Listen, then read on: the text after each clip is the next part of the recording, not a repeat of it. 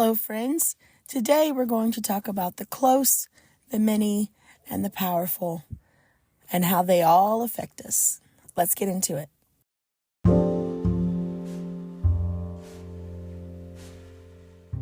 Hi, friends. This is Bethany Jennings, and you're listening to We Should Talk. It's a podcast where we talk about anything and everything to encourage, equip, and empower you to be a decent human. Let's talk.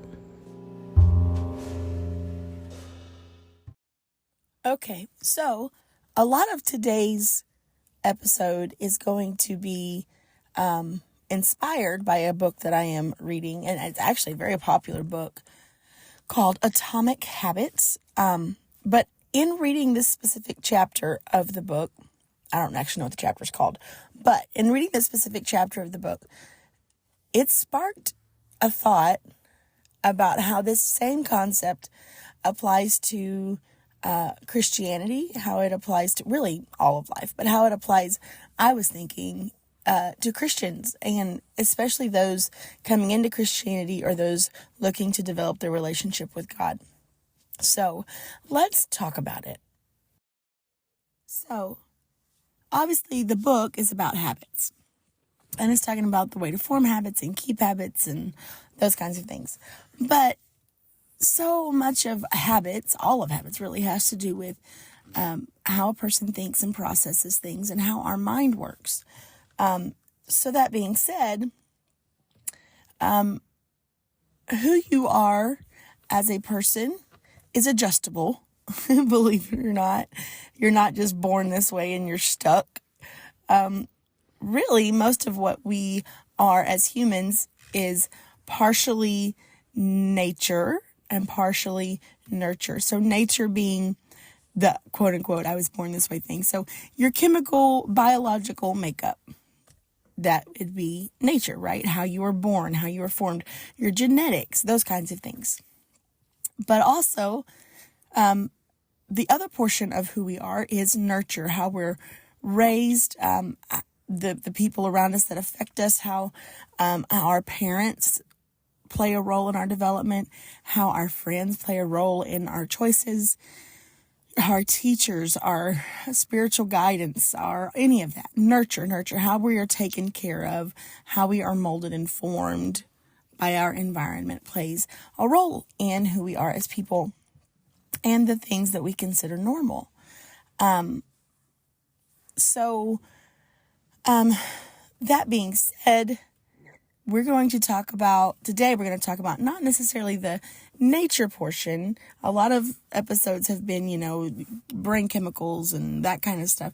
We're going to talk about the nurture portion of this and how the people we allow in our lives, or the people that we are placed in the middle of, if you don't really have a choice about who's in your life as a young person, affect us and how we do things, how we process things, how we live our lives. So there's a study that says you are the average of your top 5 friends. So I want you to think about that a second. Who are the 5 people that you are closest to? I don't mean top friends like MySpace. Remember MySpace where you got like a top 9 or something? That was a really long time ago. I was young when MySpace came out, so I don't remember all of it. But I do remember you could pick wallpapers, and I thought that was very cool. Anyways, there was this constant competition of top 9? Is that what it was on MySpace? Anyways, it's like the top 5. Top 5 being the people you're around the most, the people you interact with the most, the people, So those 5 people, are you okay with being an average of those people? Add all of their qualities up, the good, the bad, the ugly, the pretty, and average it out. Are you okay being those people? Now, I have a really good friend. Her name's Allie Rose, and I think she's amazing. She's my best friend in the whole wide world. And she has some really, really, really great qualities. And that's why I like being around her, because generally speaking, she's a really good person. But I'm not exactly like her, because I also have friends, be it long distance or here in my same town, who also influence how I process things, how I think about things. Believe it or not, I can be influenced. I am not a rock of immobility. I can be influenced. We all can be influenced. But I know you don't think you can, but you can be influenced. So while I love Allie and she's my best friend, she's not the only person affecting my life and how I process things. There are other people who do as well. And that's very, very important who you allow in your quote unquote top 5. If you are around someone who's constantly negative and constantly ugly and constantly mean and constantly bickering and fighting and gossiping, you can attribute a fifth of your character and personality to being like that. That's wild. So be careful who's in your top 5. That's all I'm saying. So it's about proximity. It's about closeness, right? Who are we interacting with the most? So there was actually a study done that it was by a scientist who actually wrote a lady who was a teacher and was like, hey, I believe that geniuses, basically he was saying, I think geniuses are taught. They don't just show up a genius. And I believe in this so much that I want to do this with my children. So he called this teacher and was like, I'm going to court you. He didn't call her. He wrote her. It was before phones. So he said, I'm going to court you. And when we have children, we're going to teach them to be geniuses in a specific area. And believe it or not, the lady agreed to it. So they court, they get married, they have 3 kids. And the specific focus that they chose was chess. So the first daughter, like I think by the time she was 4 or something, was already competing in chess tournaments. And then the second daughter was like a world champion at chess. And then the third was like she was beating her dad before she, was 10 or something. I don't know. So anyways, their family culture, what was close to them was all about chess. It was chess above all. So there were pictures of chess champions. There were books about chess. There were chess boards everywhere. There were all this stuff. And in order to be rewarded and belong in the family, you just naturally picked up chess. It wasn't something that the dad was like, oh, you're going to play chess or you're not my child. He never actually said that. But he created a culture in the home that encouraged the behavior of being a high achiever chess player. So, what culture are you creating in your home? What is the norm for your home? And what are you telling your children is the best way to be a part of our family? What are you telling your children or even your siblings or your whatever? What culture of the home are you creating that says you have to do A, B, and C, or not that you have to, but it is beneficial to you to do A, B, and C, and you will feel a part of our family? Like, does your kid feel weird for bringing a prayer request to you? Do you feel weird getting down and praying in the living room when your husband could be walking by? Do you feel weird going to your wife and saying, I need help right now. I don't feel very strong? Like, what makes you feel weird? If it makes you feel weird to do it, it's not the culture of your home. And there are certain cultures that we should have in Christian homes. A culture of prayer, absolutely. A culture of Bible reading and study, absolutely. A culture of family closeness, absolutely. Absolutely. I think it is dead wrong for a child to feel better going to someone outside of the home with a very serious emotional issue than they do going to their own parents. That's not cool. It's not cool. You're supposed to be your child's safe place. And if you are not being that safe place, they will find a safe place somewhere else that really may not be that safe. So for that study specifically in closeness and proximity, on the Christian perspective, I say create the culture in your home that is a Christ culture. It's the only way to do it. The church does not have your kids enough for them to create the culture for your children. Your kids don't go to Sunday school enough. Your men's group don't get together enough. Your women's Bible study doesn't meet often enough for there to be a culture created. The culture of Christ has to start in the home. It has to. Every congregation is made up of homes. So we have to create the culture in the home. So proximity and closeness really, really matters. In fact, there's studies that show people who are friends with someone who becomes obese, over 50% of the time, they also become obese. There are studies that show when a spouse starts taking on healthy habits and losing weight and making healthy choices and exercising more, a third of the time, their spouse also becomes healthier. Because it's about proximity. It's about what you're close to, what you are exposing yourself to constantly. So the close will affect your behavior. The close will affect your culture. So it's important that you decide who you will be close to. Now, I'm not saying it's easy. I remember as a teenager, I had a friend who I was very close to, extremely close to, and she started making to. She and I laugh about it. We're very close now. She and I laugh about it now. But we had gone out to do something, I don't know, and I was going to drop her at her house, and we stopped at a stoplight, and I said, I won't say her name in case she doesn't want me to. I said, look, I love you very much. You're one of my closest friends, but you are not making good choices right now, and I can't be around the poor choices you're making.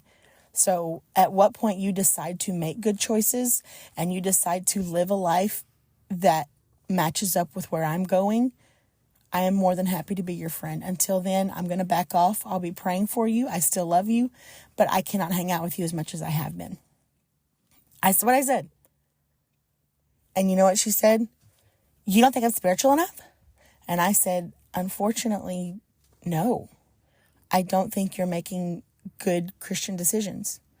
I said, I'm not mad at you, and I hope you're not mad at me, but we're not all heading the same direction. Now, eventually, she was mad at me at first, but eventually she ended up getting her life together, and we're actually really good friends now. We love each other's children, and we're both team leads at our church. And so while it was a very difficult conversation to have then, it had to happen. And I didn't do it for her. I did it for me and the direction I was going. In the end, though, it ended up benefiting her. Sometimes we don't end relationships because we're so worried about the other person, but the other person may be using you as a pacifier. As bad as they make you feel, you may be making them feel that good and therefore justified in their poor choices. Something to think about. So, closeness. It matters who you let close to you, to your home, to your children. It matters what culture you set in your home. That's the closeness portion of how people affect us. The people that are close affect us the most. So, the next one is the many. The close, the many. Let's talk about the many. Again, science. There was a study that says that, actually you learn about this in pretty much every entry-level psych class. Okay, we're back after a brief intermission. I had to get Onyx out of the car. He wanted to ride with Grandbuddy on the side, and then Silas woke up. It's a whole thing. We're mothering. Moving on. So, the many is where we were at. There is a study that you learn about in just about every entry-level psych class. The way it's usually set up is you do like intro to psych, and it's like an overview of all the stuff, the most popular studies, but they never do like a deep dive. It's an overview. And then as you get further into earning your psychology degree, they'll have like more focused classes that will pull a lot of these studies. And you will do more of a deeper study on them. So the one I'm going to talk about, they'll talk about it in the intro psych class. Oh, Silas is with us. He randomly growls now. We don't know. We're praying for him. So you learn about intro psych, but really where this gets a little deeper, you get a little deeper into it, is the social psychology, which makes sense. So anyways, this study had a group of people come in, and there were a lot of participants in the study, like a lot of actors, like the actors knew what was going on, and so they were playing a part in the study. And then there were some non-actors, right? People who just signed up to do this thing, right? So what they did is they would show them some cards, and it would be like, here's a line that's this long. Which line matches it in length? And they'd show them another card that had 3 different lines, and they would choose one that matched it in length. So they did this a few times, and actors and participants alike chose the right one. I mean, there was like 3 lines, but it was pretty obvious which one matched the original card. So they did this, and then it came time for the quote unquote test portion. And what happened is they showed them another card with a line of a specific length, and then they showed the card that had the 3 options, and you chose the one that matched the length. Well, the actors, instead of choosing the correct answer, started choosing one that was obviously not the right length. So like they chose one that was significantly shorter, significantly longer. And all the actors chose the same wrong answer. And they have record of what was happening there. And the participants who didn't know what was going on, at first they're kind of like snickering and like looking around like, does anybody else, like, are we not acting like this guy's wrong? And so all of the actors, it's not like the actors just chose random wrong answers. Every single actor chose the same wrong answer. So when it became the participants' turn to go, instead of choosing the one that was obviously correct, they started questioning their own eyes. What they saw, they questioned what they actually saw. And most of the time, like a significant portion of the time, instead of choosing the obviously correct answer, they went with the wrong answer that the actors were choosing. And sometimes they believed it was right because so many other people in the room chose the wrong answer. Because human nature is geared to try their best to fit in and not stand out when you initially get into a group, so that you create the illusion of belonging. And I'm sorry. What is it, Silas? Hold on a second. What is it, Silas? Here. Sorry, guys. Just a second. So we're geared to create the illusion of belonging, even if we don't really feel like we belong to the group. And so we would rather be wrong with the group than be right by ourselves. And let me tell you, if that does not apply to the Christian lifestyle and the things that we face being set apart, and how it's so difficult to really be set apart and allow yourself to be separated from the group, separated from social norms, separated from what the many say is okay. That's like, this is the thing about psychology and scripture and mental health and Christianity. Here's the thing. They do not contradict each other. They don't contradict each other. When you go in to study psychology and you have a strong scriptural foundation and you've had strong, thorough teaching, thorough Christian experience, thorough apostolic experience, and you understand apostolic doctrine, the Pentecostal experience completely, psychology does not contradict it. Psychology actually confirms what you've already been learning. Scripture confirms what psychology has been learning, what psychology has been studying and putting out, the studies they've put out. Now, of course, there's going to be times when some studies try to be contrary no matter. And of course, results are results. Interpreting the results can be ambiguous at times. It depends on the study. Anyways, I say that to say this. When you're studying psychology, when you're reading these things, don't look at it through the lens of contradicting Christianity, but look for the ways that it confirms what you know to be true in Scripture. Because while I love studying psychology and I love reading the studies and the psych journals and all that stuff, nothing is more true than Scripture. And if it confirms Scripture, I think it's amazing. When it starts contradicting Scripture, and there's not enough evidence to really buy into what that study was saying anyways, you need to check yourself. So if you are deciding to study psychology and you're deciding to go into this field, you need to keep some chain yankers in your circle just in case. But also study Scripture. Study Scripture.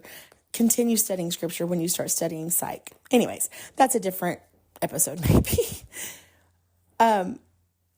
So the many, it's easier to go with the crowd. We're actually biologically geared to go with the crowd. That's why it's so counterintuitive to a non-Christian that we would do things that are quote unquote countercultural, right? It's not our culture to be submitted. It's not our culture to go to church all the time. It's not our culture to do these things in the worldly culture that we are a part of right now. So when we do it, they're like, oh, you go every Sunday? Really? Every Sunday?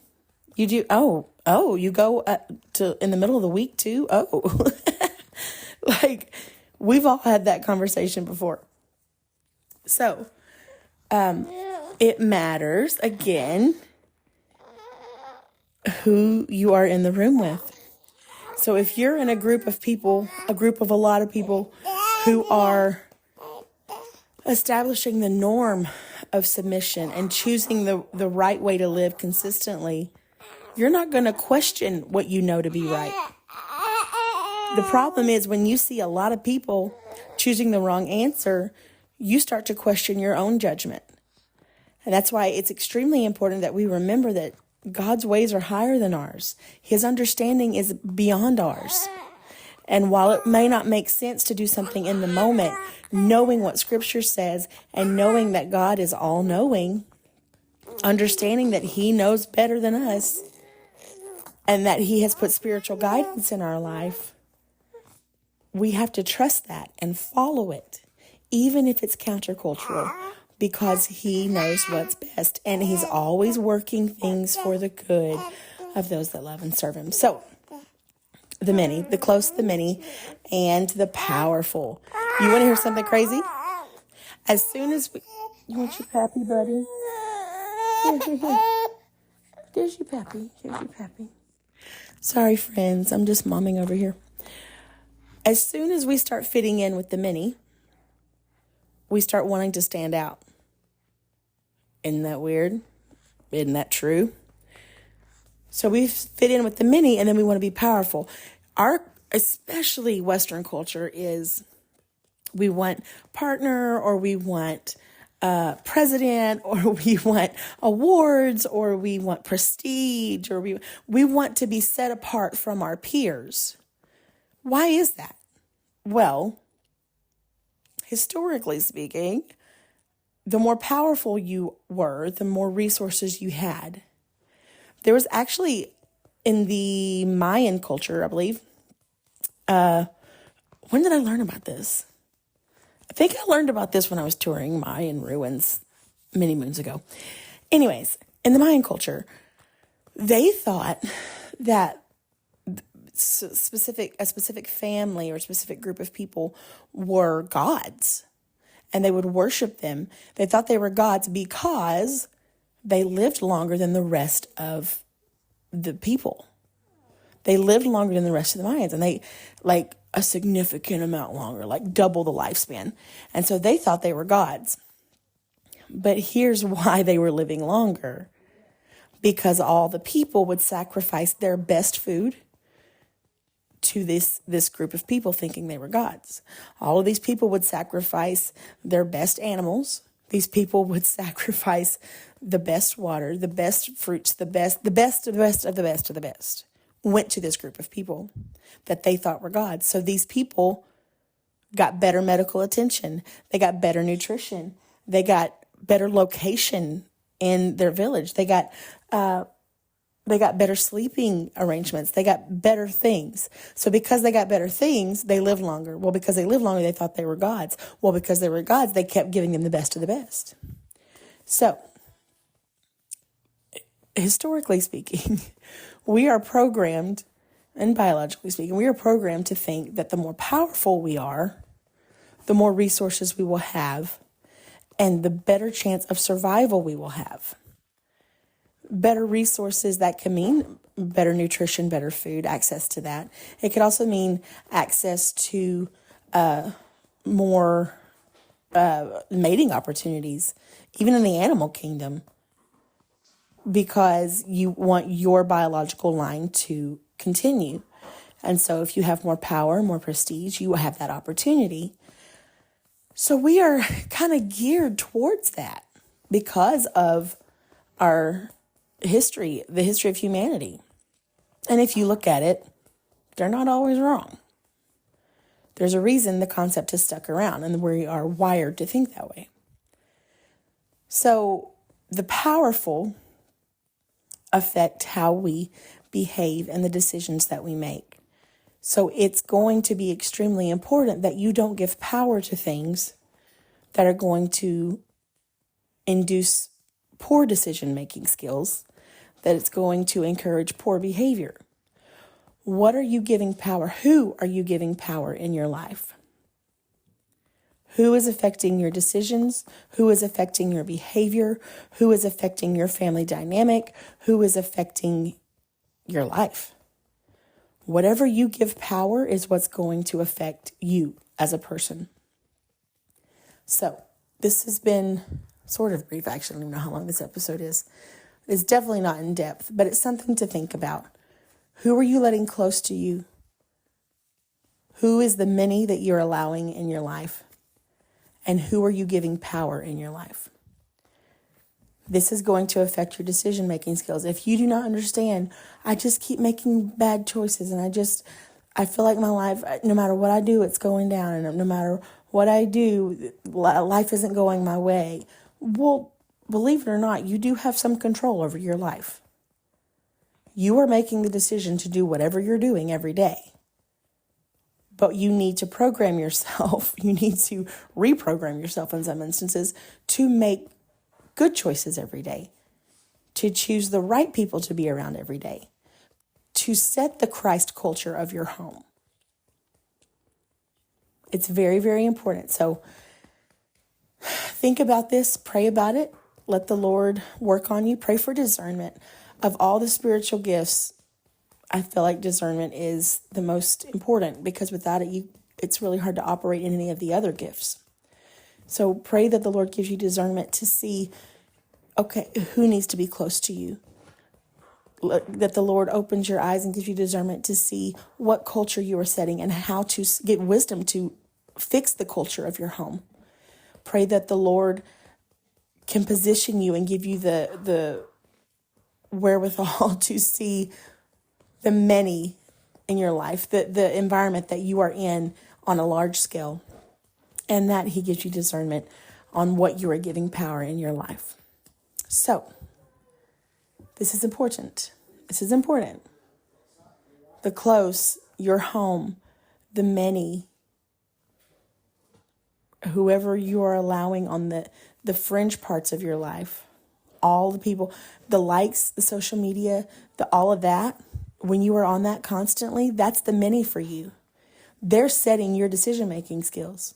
How you do your hair even, how you clean your house, what color you paint your house, what kind of car you want to drive, what kind of job you want, what kind of college you want to go to, that's the many. The many are affecting your decision-making skills. And then the powerful, what are you giving power in your life? All right. I'm going to be done with this episode now because I got to put Silas down for a nap. But thank you for listening, and I hope this was helpful.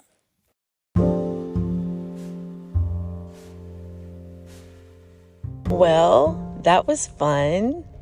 I'm glad you stuck around for the whole thing. And thank you for talking to me today. Y'all go like and follow and review and do all the podcast things that people do. And don't forget to be a good human.